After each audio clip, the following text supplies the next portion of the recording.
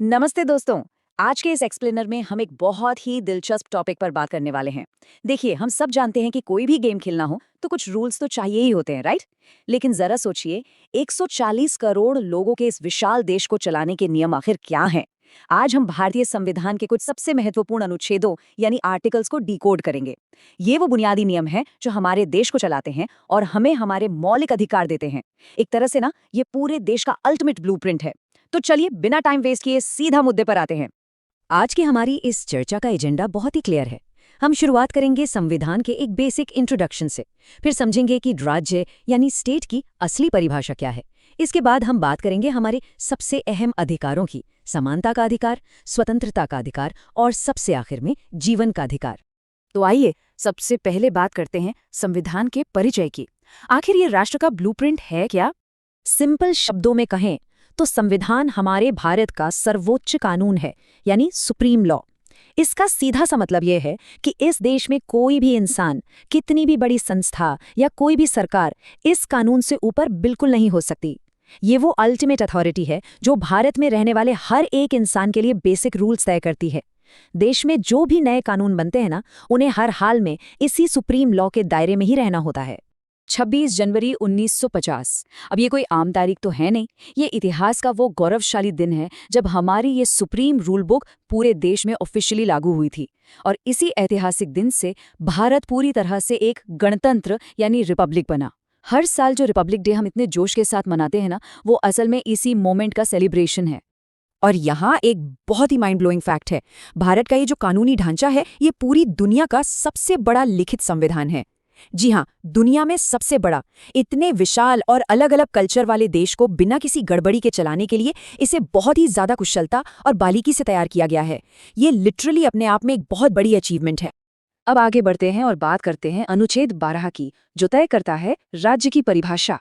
देखिए, अधिकारों को समझने से पहले ये जानना बहुत जरूरी है कि आखिर पावर है किसके पास। जब हम कहते हैं कि राज्य हमारे अधिकारों की रक्षा करेगा, तो उस राज्य या स्टेट में आता कौन कौन है? इसमें मुख्य रूप से शामिल हैं हमारी केंद्र सरकार, सभी राज्य सरकारें, पंचायतें या नगर पालिकाएं जैसे लोकल बॉडीज और सरकार के कंट्रोल वाली सभी संस्थाएं। इनमें से कोई भी अथॉरिटी अपनी पावर का इस्तेमाल संविधान के खिलाफ जाकर बिल्कुल नहीं कर सकती। है ना कमाल का सिस्टम? चलिए, अब बात करते हैं हमारे अधिकारों के सबसे पहले और मजबूत पिलर की, अनुच्छेद 14, समानता का अधिकार। इसका सीधा सा मतलब है कि हर एक नागरिक कानून की नज़र में बिल्कुल बराबर है। इसे ऐसे इमेजिन कीजिए, न्याय का एक तराजू है। एक तरफ देश का सबसे अमीर और पावरफुल इंसान खड़ा है और दूसरी तरफ एक आम आदमी। कानून का ये तराजू दोनों के लिए हमेशा बिल्कुल बराबर रहेगा। हमारा लीगल सिस्टम बिना किसी भेदभाव के हर किसी को एक ही चश्मे से देखता है। किसी के साथ भेदभाव नहीं होगा। ये सिर्फ एक लाइन नहीं है, बल्कि एक पक्की गारंटी है। इसके तहत किसी भी इंसान के साथ उसके धर्म, उसकी जाति, लिंग या जन्मस्थान के आधार पर कोई भेदभाव नहीं किया जा सकता। ये बेसिक रूल ये श्योर करता है कि हमारी सोसाइटी और सिस्टम में हर किसी के लिए पूरी तरह से फेयरनेस बनी रहे। अब आते हैं अनुच्छेद 19 पर, जो बात करता है स्वतंत्रता के अधिकार की। ये आर्टिकल हमें वो खास आज़ादियां देता है जो हमारी डेली लाइफ को सीधा इम्पैक्ट करती हैं, जैसे कि अपनी बात खुलकर कहने की आज़ादी, पूरे देश में कहीं भी बिना किसी टेंशन के घूमने की आज़ादी, देश के किसी भी हिस्से में बसने की आज़ादी और अपनी पसंद का कोई भी काम या बिजनेस करने की आज़ादी।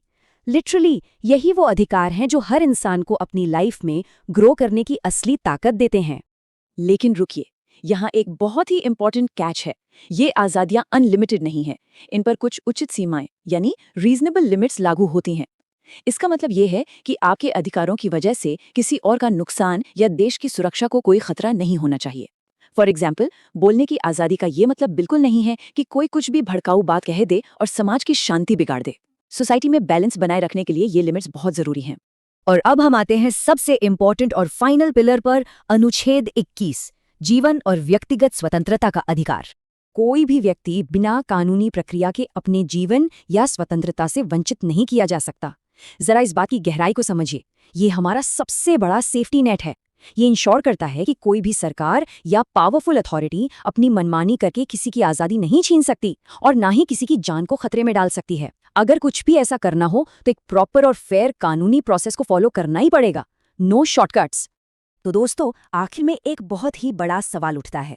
अगर ये इतने पावरफुल और बुनियादी नियम हमारे देश को चलाते हैं, तो हम खुद अपने अधिकारों को असल में कितना जानते हैं? जरा इस पर गहराई से सोचिएगा, क्योंकि कानून और नियम सिर्फ भारी भरकम किताबों में बंद रहने के लिए नहीं होते, वो हमारी डेली अवेयरनेस का हिस्सा होने चाहिए। अपने अधिकारों को जानिए, क्योंकि एक अवेयर सिटीजन ही एक मजबूत देश बनाता है। आज के इस एक्सप्लेनर में हमारे साथ जुड़ने के लिए आपका बहुत बहुत धन्यवाद।